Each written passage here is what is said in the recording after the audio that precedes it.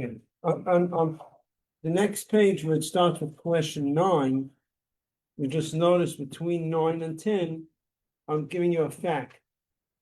It's not a question, I'm telling you as a general rule, and then I'm going on to the next one. So you look through it, and then if you have any questions you can ask me, you can do it together with someone, then we'll review it. I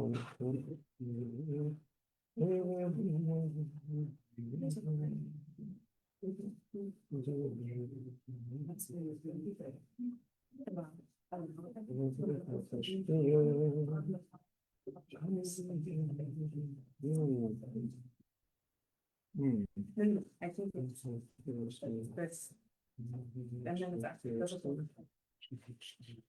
I think wonderful. No,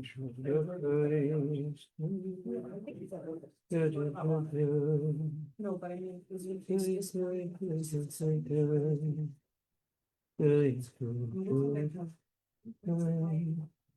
Rabbi, can I ask you a question? Yes, yes. Sure.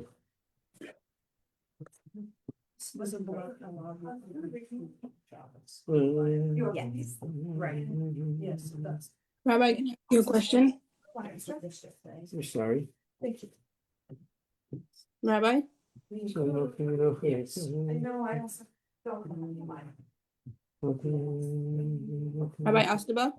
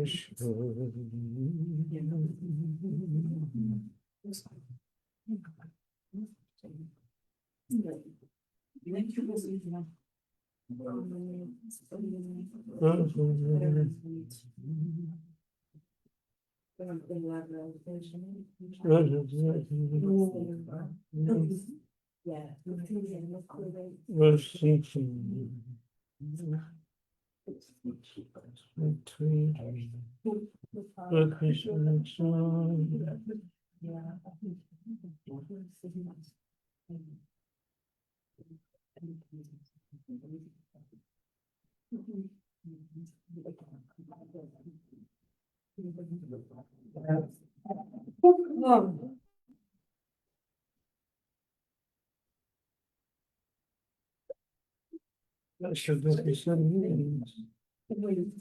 you have any questions, you could ask me. Just ask me, even though I'm doing something, but I'm available. Just okay. If you want to ask me something, I'm available. Even though I'm reading them, but you just call out and ask me questions. Yeah.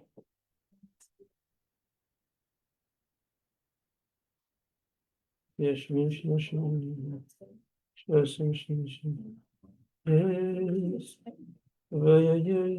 It's us.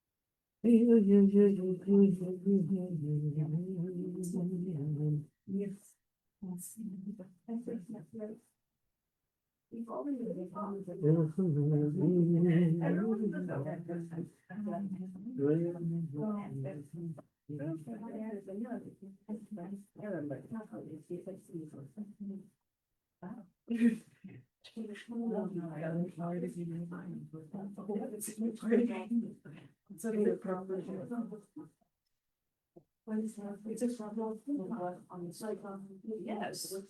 Yeah, it's proper, it's like that. It's very proper. It's not too much, I think. Oh, it's moving. It's moving. So you like, I never really seen. I must always for the now. Here you go. Okay, the definition of that. There's a machloek. It's best to be, you know, area. Who are come. Okay, so what I'm going to do now is we're going to stop the review.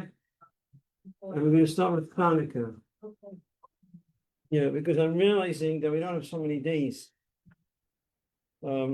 Next week there's no class for Wednesday. The next Thursday I'm not going to be here because I did Friday. So Thursday. So, and this is only Monday. So we're going to start with left today and Monday before Hanukkah. So we're going to start now. Okay, so times of the second Beis Hamikdash, during the times of the Greeks, they made decrees against the Jewish people. They did not allow them to keep Torah mitzvahs. They made many decrees against the Yidden. The main three decrees were against Shabbos, Bris Milah, and Kiddush HaChodesh.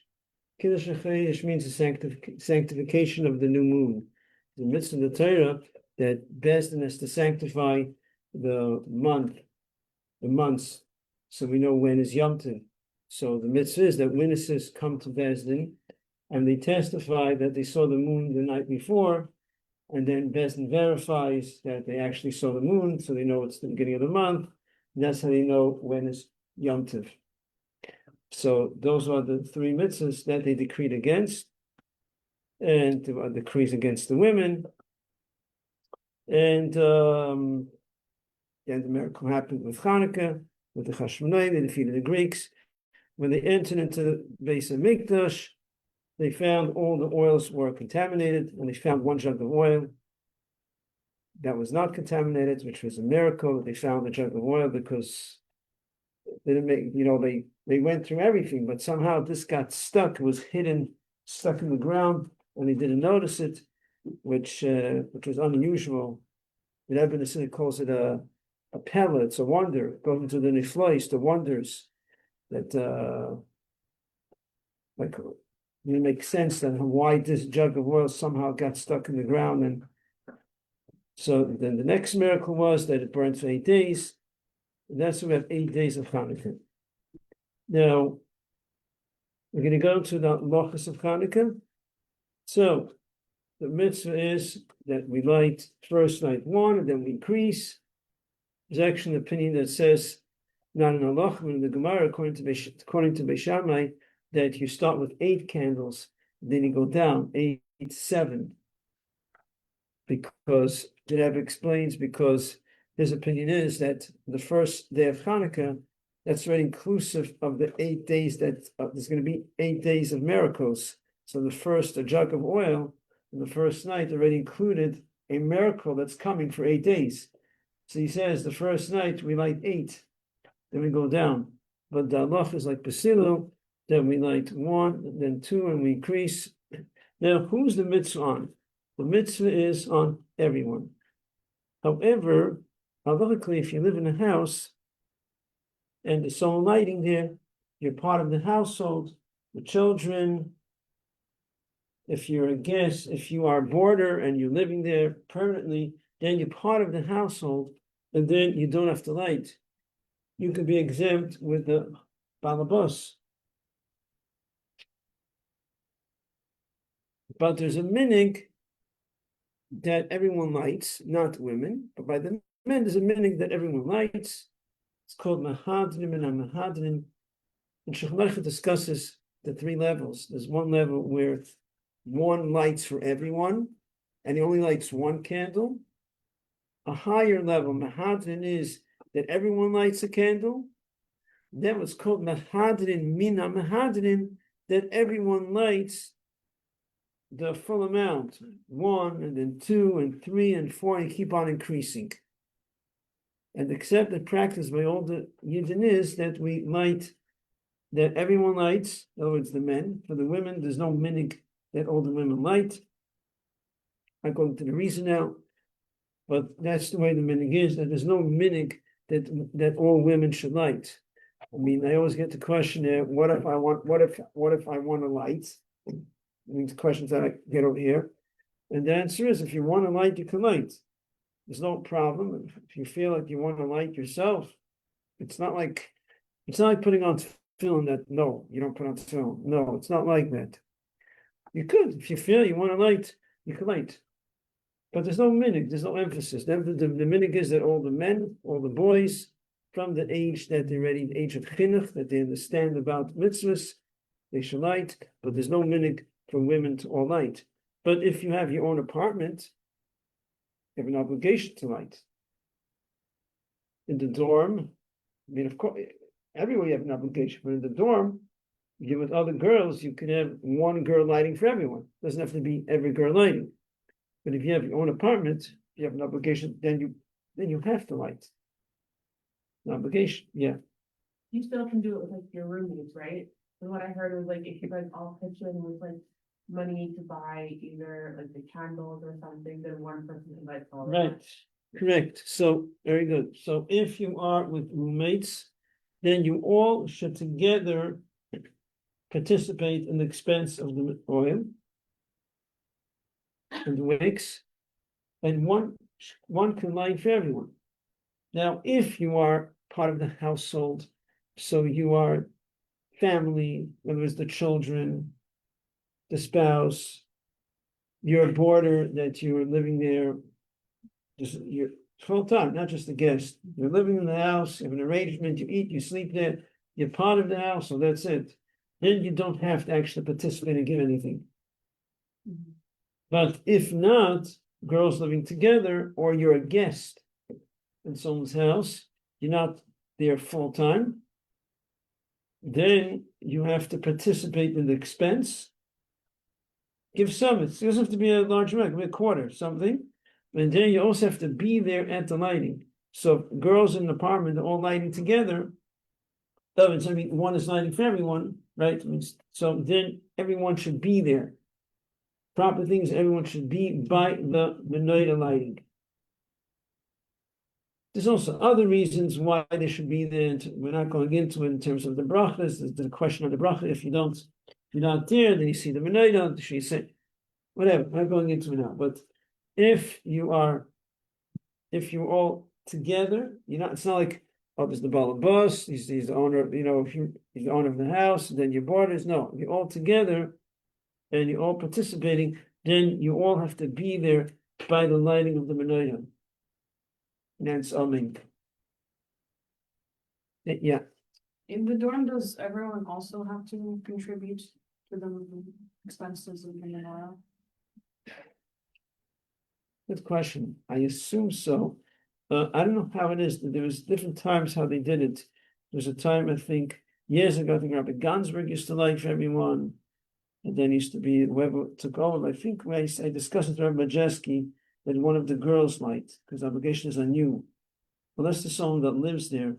After there's a dorm. There's a dorm mother. Last year, we did it kind of random. The dorm mother lives there? Yeah. It's a couple that live there? husband and wife? No, just the normal mother. Oh, it's just, it used to be a couple, right? Right, no, Then- just- Okay, that stopped already.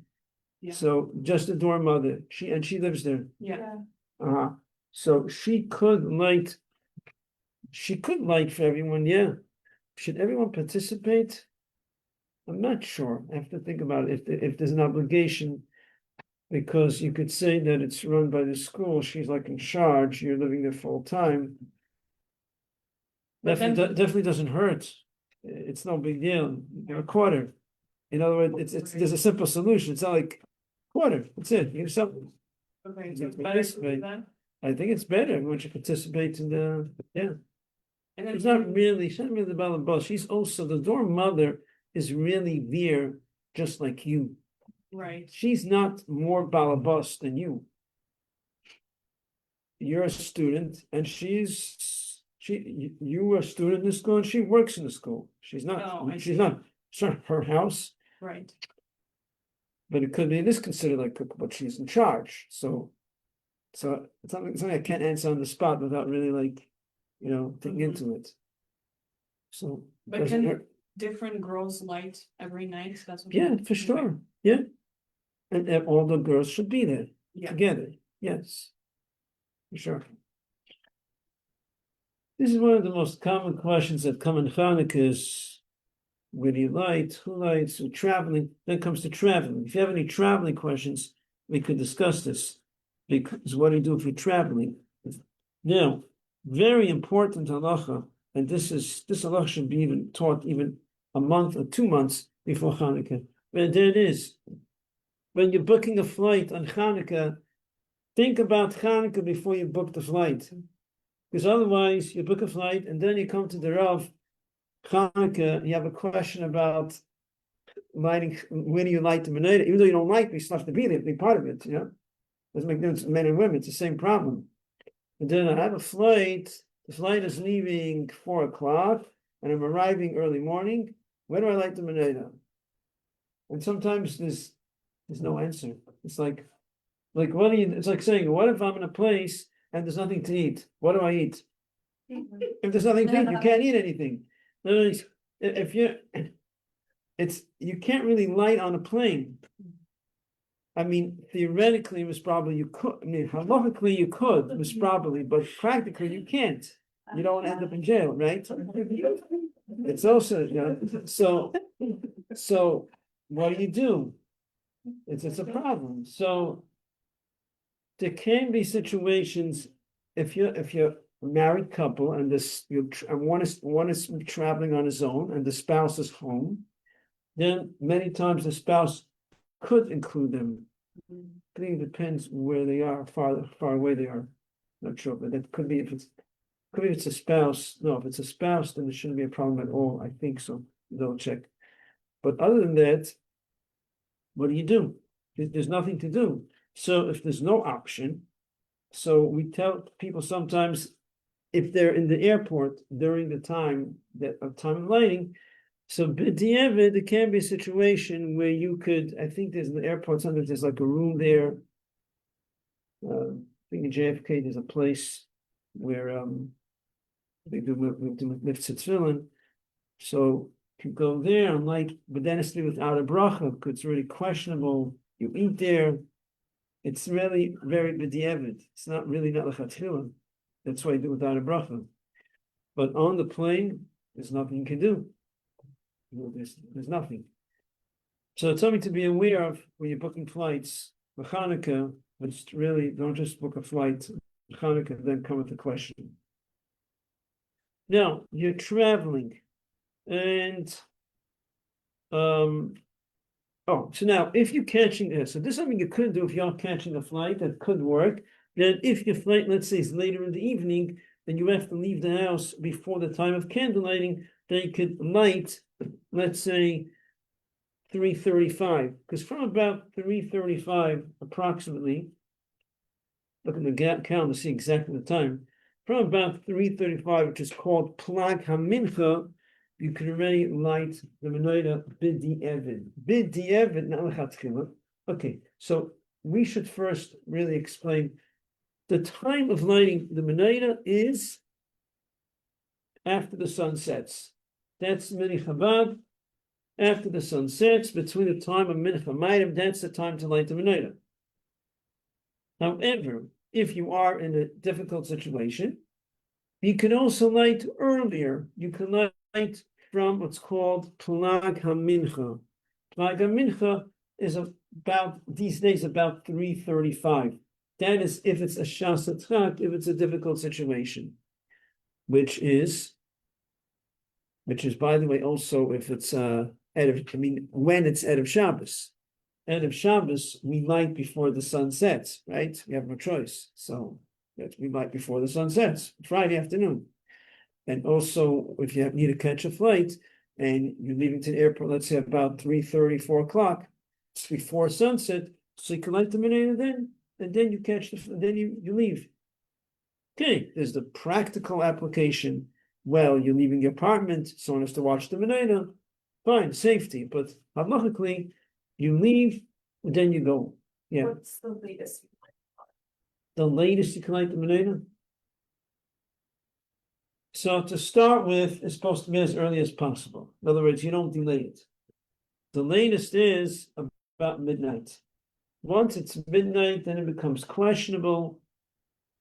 And even before midnight, if you come home, a married person, you come home to the family, and even though it's before midnight, if the family's sleeping already, hypothetically speaking, I mean, these days everyone is up. It's only halachically, that's discussion Shulchan Aruch. He shouldn't be lighting by himself because the point is to publicize the miracle.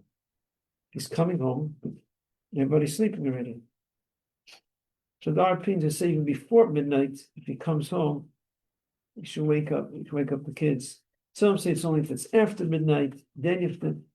Anyways, practically, lechatchila, everyone should be by the menorah lighting, even in a family setting. Even though, according to halacha, in a family, the husband, father, could light for everyone, even if no one is there.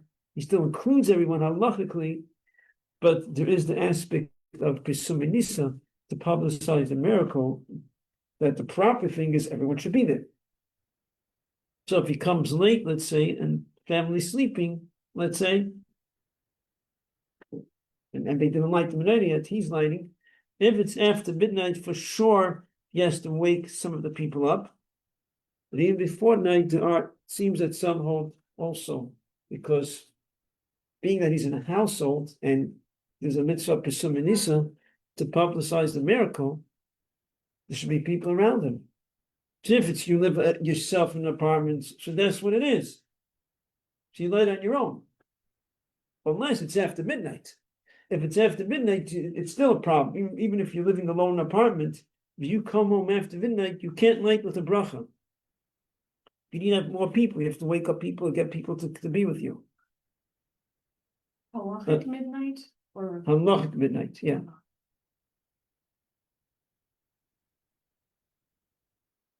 So,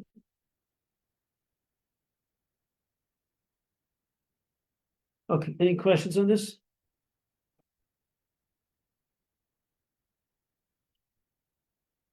So now, if you are, let's say, traveling to a Hanukkah party, so if you're going to a Hanukkah party, and the Hanukkah party is going to be in a different neighborhood, so you're leaving your neighborhood, let's say 3 o'clock, and you're going to be there, you're getting there 4:35, and then having the party, the lighting the menorah, having a Suda. So the question really is, what do you do about Hanukkah menorah? I mean, what's the question? They're going to light the menorah there. It's not your house. Just light it in your house, light it in someone else's house. So, if you're eating there in someone else's house, and your house is far away from you, then you could light the menorah there. It could be, in other words, fulfill obligation of the people, whoever's lighting there or lighting your own. So, and that's if you're far away from your house, meaning to get back to your house, you have to travel. It's a half an hour to travel back. But if you're in the same neighborhood, let's say you live in Crown Heights, now you're going having a party in someone else's house in Crown Heights. So instead of lighting in your house and having a supper there, having a Hanukkah party, you're going to someone else's house, having a party there. So you want to light the menorah there, you want to eat there? No, you can't do menorah there. You can't light menorah there. And again, when you say, whenever I say you could, you can't, it can mean either lighting yourself or being yotze with the balabas, as we discussed before. Whatever it is, you can't fulfill your obligation there because it has to be in your own house. It's just if you're far away, you went, let's say, to Queens. Now you're in Queens. Now it's time to light the menorah. Now you're party here. So, I'm not going to tell you, you have to go back. Because now you're here. It's a big bother to tell you to go back. So therefore, you can light there. But there has to be a place where you're eating. It has to be a place it can't just be in a public place. Let's say, if it's just there's a hall that they're using, then it becomes more of an issue because it's not your place. It's in a Chabad house, it's like we're in a public place, it's not your place, then it becomes more of a discussion. We have to discuss. You have permission to use it, you rented the place, for example, in a chasna hall, right? Fix something. Yeah. Wasn't working? No, the microphone, the volume is down.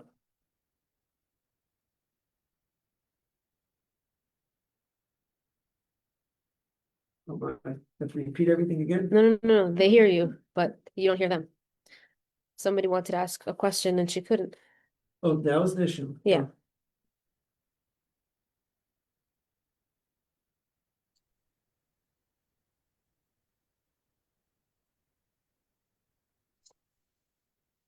Okay. Not sure. Okay. Yeah, I think it's okay. and you have a question? Okay. For example, in a chasna hall, it becomes an issue. Well, really, a chasna hall, according to many opinions, is fine because officially they're renting the place. So, for example, a question came up in a chasna once here in Crown Heights. The guests are coming from Long Island, they're coming here for the chasna, the night of Hanukkah. What do they do with menorah lighting? So I saw, so actually one wedding saw the invitation, they actually set up the wedding. Everything is after menorah lighting.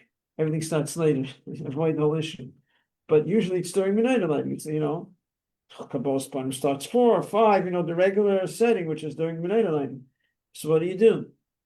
So the people in Crown Heights were coming to the wedding. They have to go home to light the menorah. The people out of town, let's say from Long Island, that was a specific question that came up. They can light at the hall. So they prepare menorahs for them, prepare a table in the wedding hall. They're eating there. And the one who's doing the simcha rents out the space. So it's his place. It's like his house. He rented the place and he's inviting people to his house. So they light there because that's where they're eating and they're far away. But the people who live in Crown Heights, they have to go home and light. Whenever they have to spend the time there, half an hour with the menorah and then come back. They can't light in the wedding hall. There's a question? It was from before, no worries. The question was answered? No, but it's from Shabbos Malacha, so I don't want to interrupt now. Okay. Thank you. Sure. Do you have any questions about? Is it clear with the lighting, traveling, with all those things?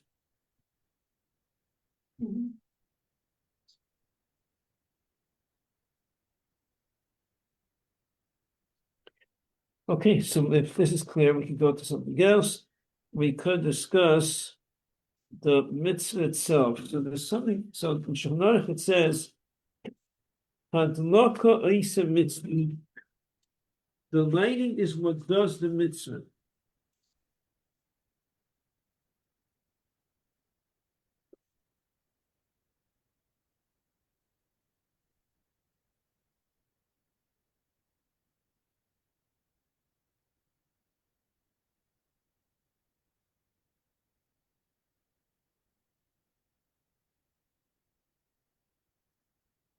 Madlaka Eisa Mitzvah. The lighting does the mitzvah.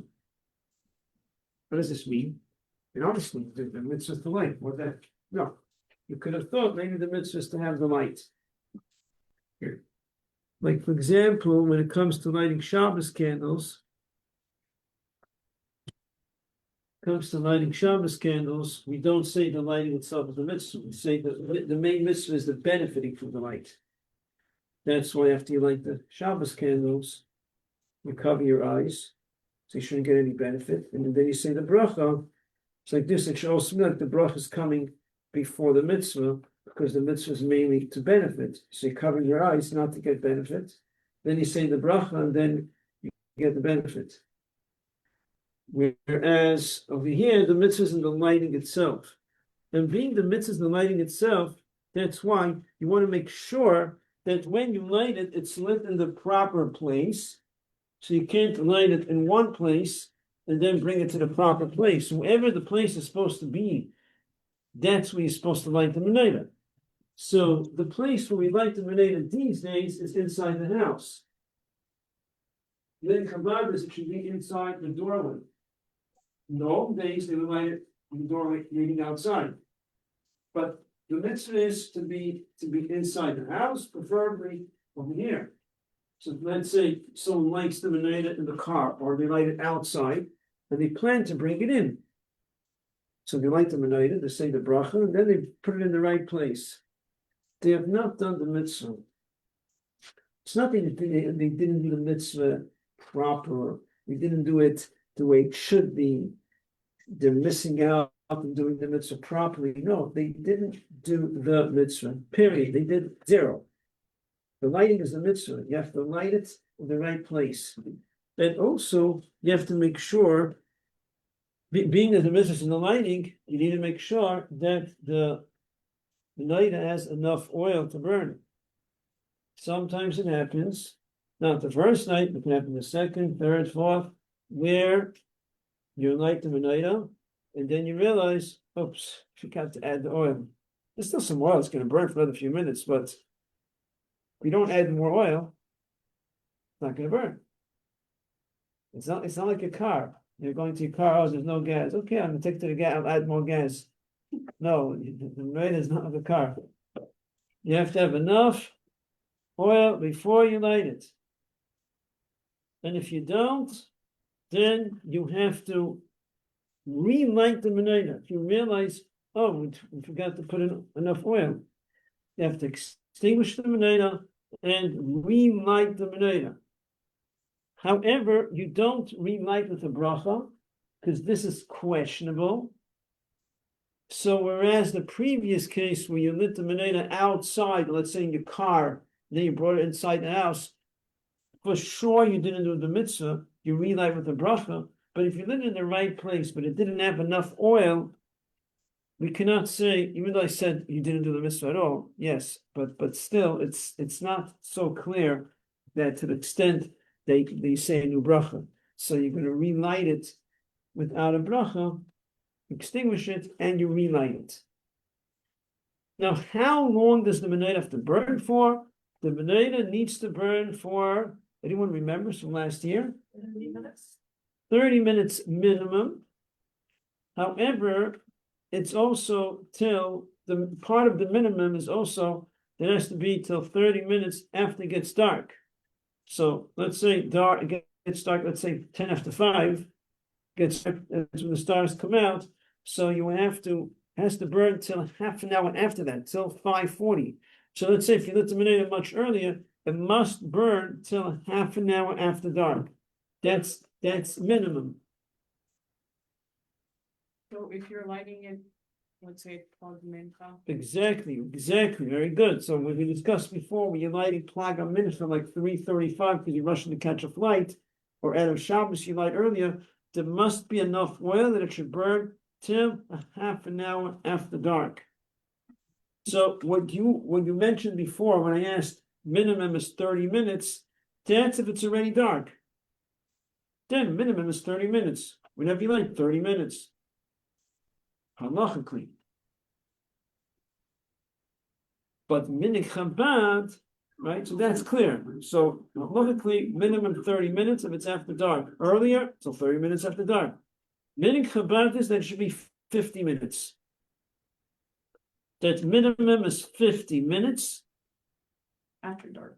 Now, so this is the thing. The way I understand it is that it should be 50. My father understands it also is that 50 minutes is also, I mean, that's how I'm saying father also, I mean, that's how my father explained it to me. That 50 minutes is from when it comes dark. Because many Chabad says 50 minutes, and halachically has to be 30 minutes after dark. So if many Chabad is 50 minutes, that would mean 50 minutes, even after dark would be 50 minutes.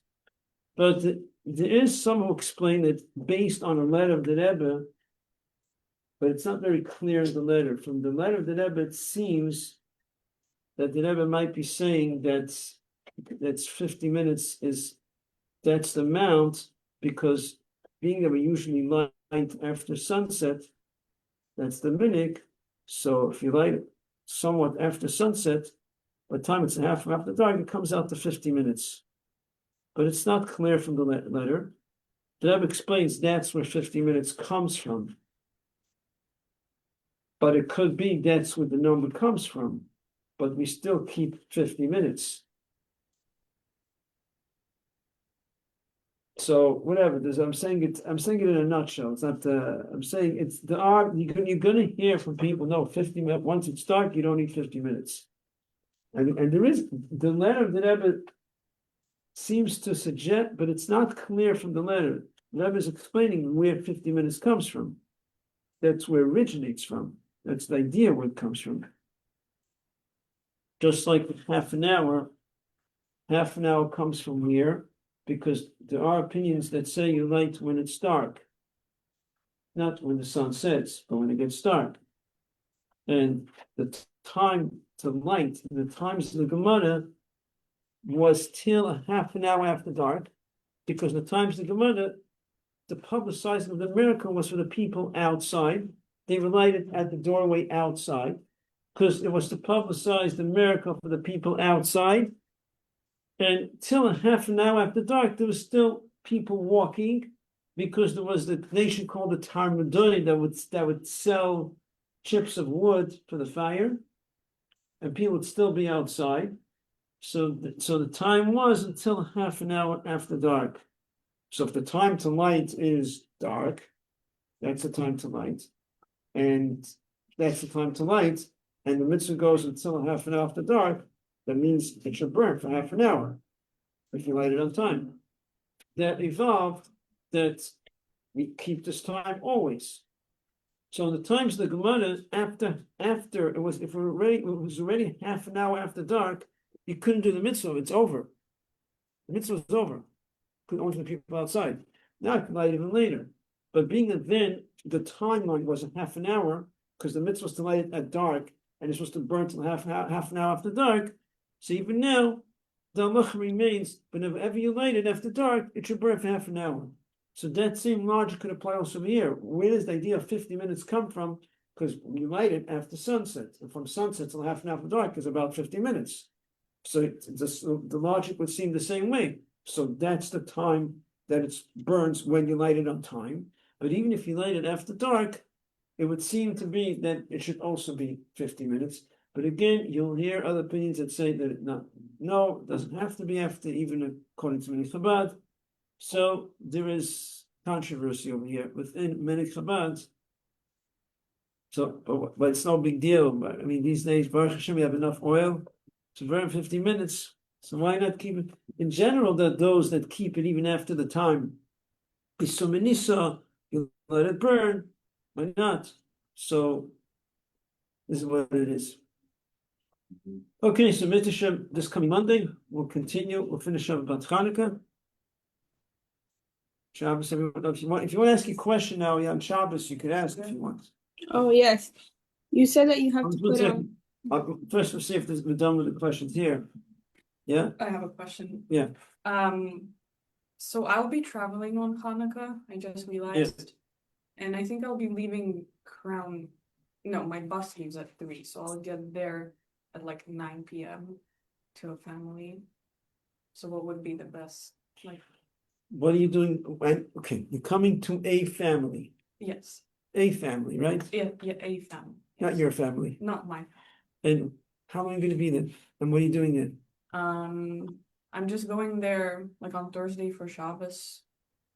You're gonna be there Thursday night, Friday night, you're Right. staying with the Shabbos. Yes, You invited, okay, so what you should do is you should give them a quarter, okay, give them 2 quarters if you want to be more generous.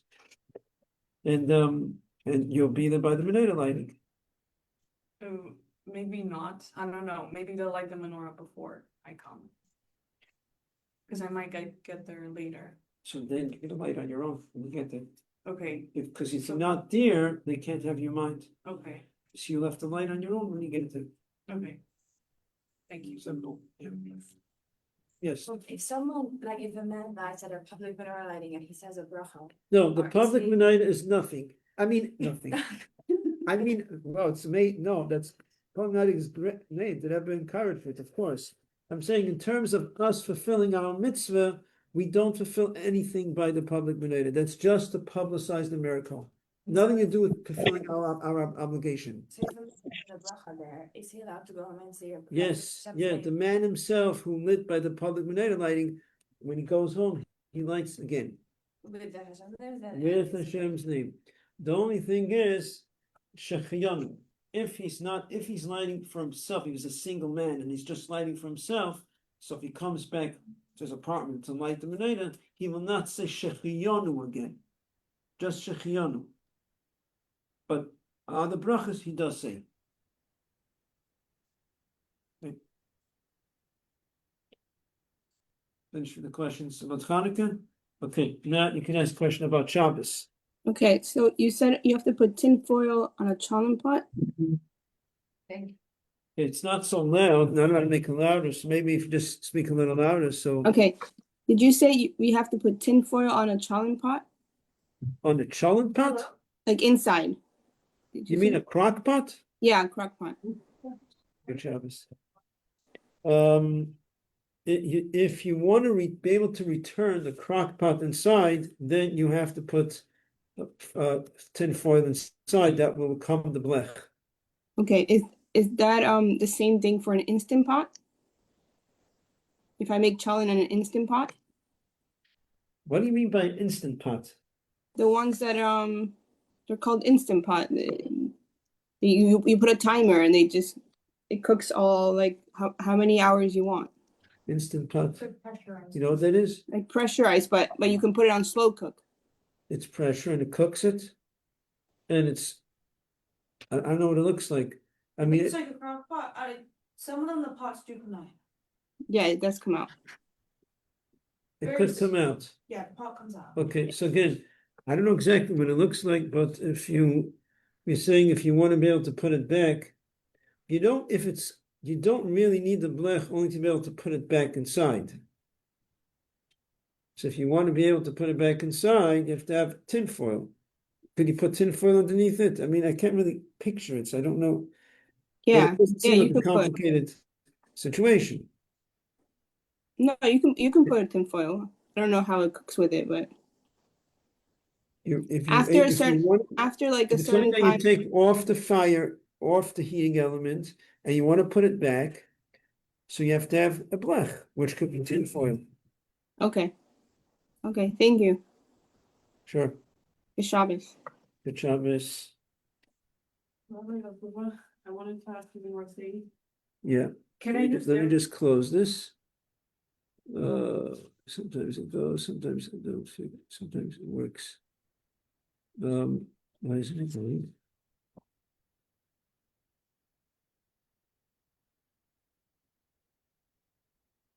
Okay, I try to make it up here. Sometimes, Good Shabbos. you pressed here. Good Shabbos. Good Shabbos. Good Shabbos. Thank you. Let me see if I could close. I press here, then here. No, I don't know why it's not. Here, what's happening here? Oh, here. Oh. Where did it go?